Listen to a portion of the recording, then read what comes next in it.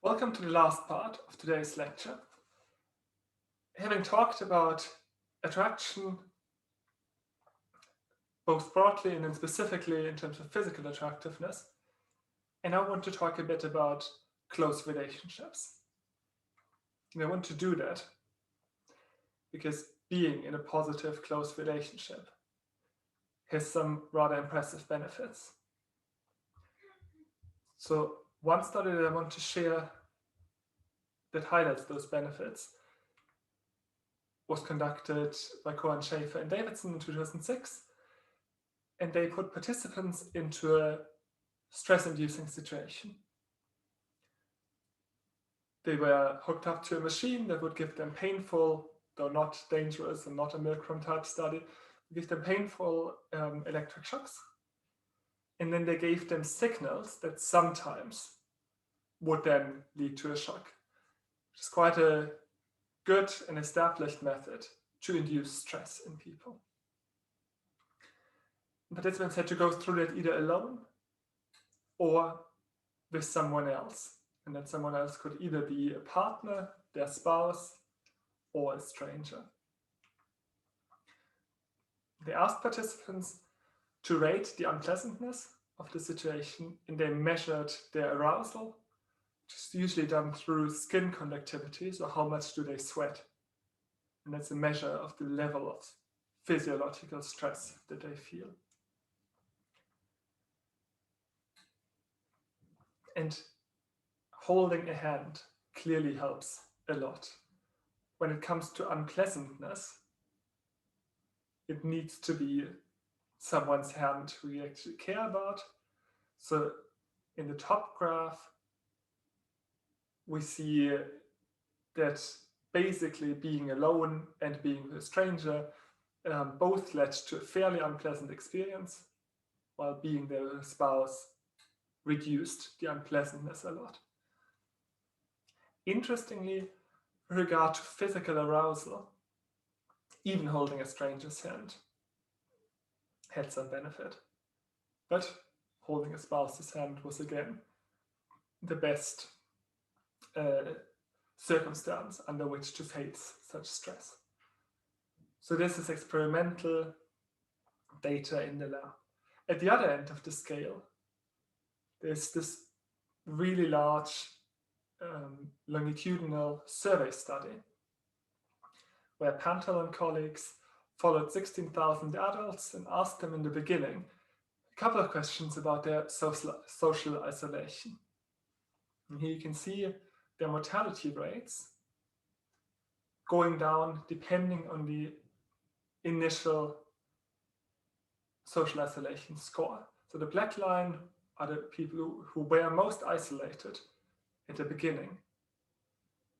And more than a quarter of them had died after 200 months. So after about 15 years. While among the people who were most connected, the line on top, more than 5 in 6 were still alive. So quite a big difference here, depending on the initial level of social isolation. And then they compared that to other known predictors of mortality and suggested that the impact of social isolation overall is comparable to smoking.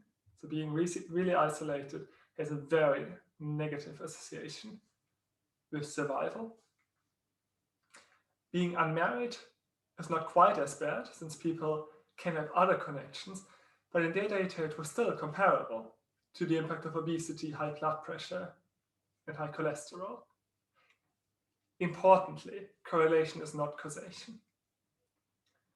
There might have been probably some other underlying factors linking social isolation with mortality. But overall, there's quite a lot of evidence suggesting that connections, and particularly the connection of a stable romantic partnership, are really good for all kinds of life outcomes. So how to get there? It's clearly not about being attracted once and then being happy ever after. So this is the idea of love developing over time from attraction that might initially be linked to friendship, through the development of passion, that's then strengthened through a process of self-disclosure, through living together, and held together by mutual support. One way of thinking about this systematically comes from Sternberg, who suggested that love is actually built on three separate pillars, or can be built on three separate pillars. It can be built on passion, on intimacy, and on commitment. And according to this idea, relationships can start on any corner here. So one example that Sternberg uses is what he calls empty love, but it's a situation of commitment alone, which might be the start of an arranged marriage. And then from there, it can develop towards companionate love, when liking develops through intimacy, and then potentially go into the center to consummate love, to the ideal where passion, commitment, and intimacy come together. And in the more typical kind of Western society case, quite often start from passion alone is infatuation in this model, and then might move towards something deeper. Because the speed with which any of this develops and changes is highly individual. There has been a very recent cross-cultural study suggesting that these different components are all there across different cultures. That it's helpful to think about love not as this one thing, but as a combination of these three cornerstones that might be stronger and weaker in any situation. So what do psychologists have to say about how to sustain a loving relationship? None of this is hugely surprising, but it might nevertheless be of help. So one idea is equity. Relationships are more stable when both are giving and receiving, when there is a partnership. It doesn't mean that there need to be equal roles. People can play very distinct roles in a partnership, but there needs to be perceived equity in the level of contribution. There needs to be some self-disclosure, because that's where intimacy comes from. Because there need to be positive interactions and a feeling of support, because that's where trust comes from ultimately.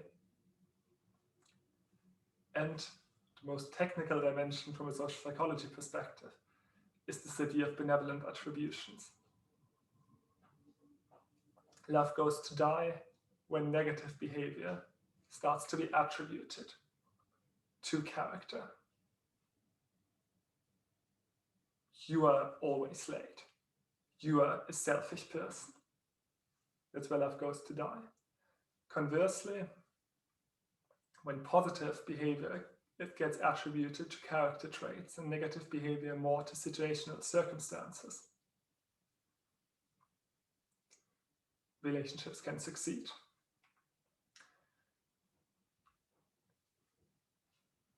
Can psychologists create love? Well, the New York Times thinks so. They published this article, an example of how science is often communicated, by saying, well, psychologists created the 36 questions that lead to love.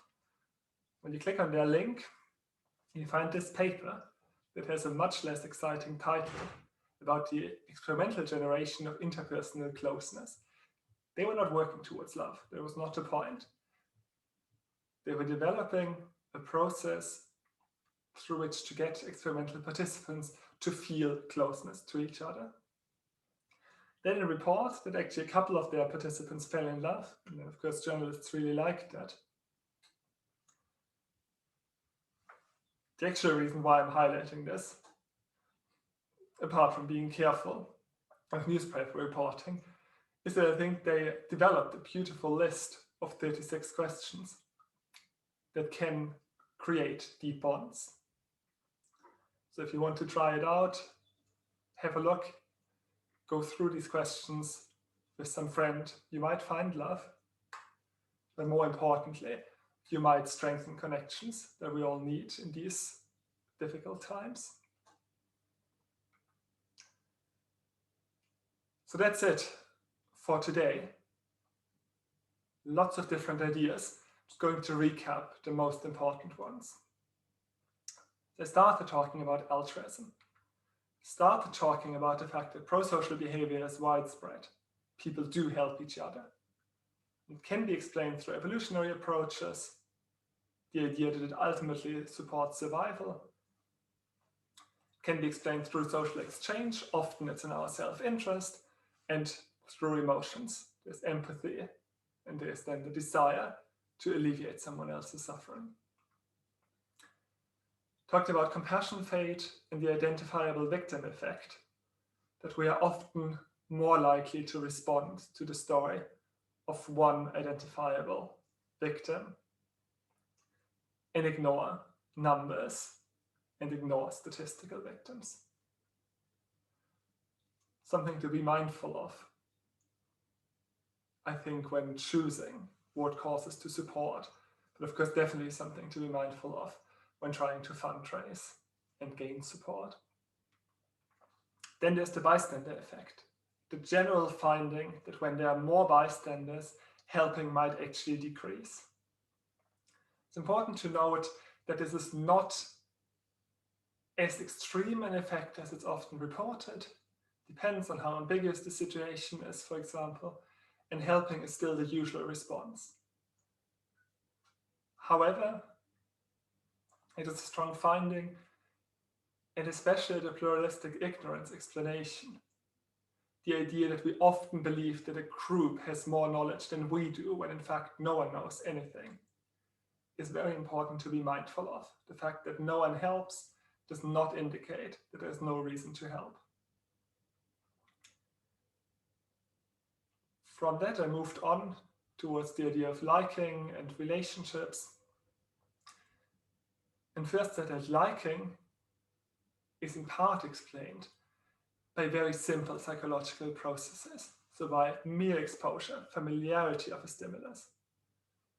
By similarity, by reciprocity, we like those who like us, and we create liking by expecting it.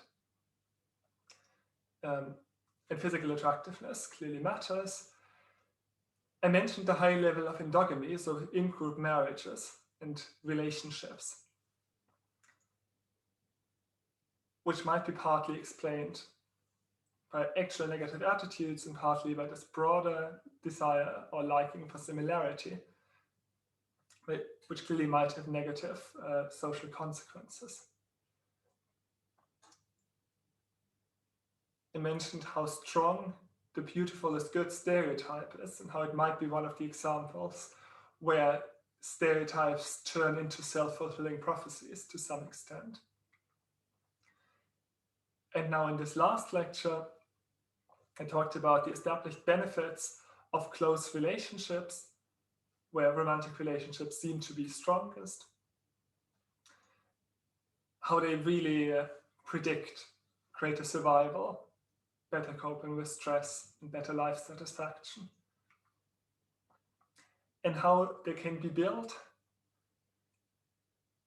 especially when love is considered as this complex and changing construct, where this triangle of intimacy, passion, and commitment is kind of fully considered. I look forward to exploring some of these topics further with you in class. And as always, now would be a good moment to reflect on the content and write down any questions you might want to raise. So see you on Thursday.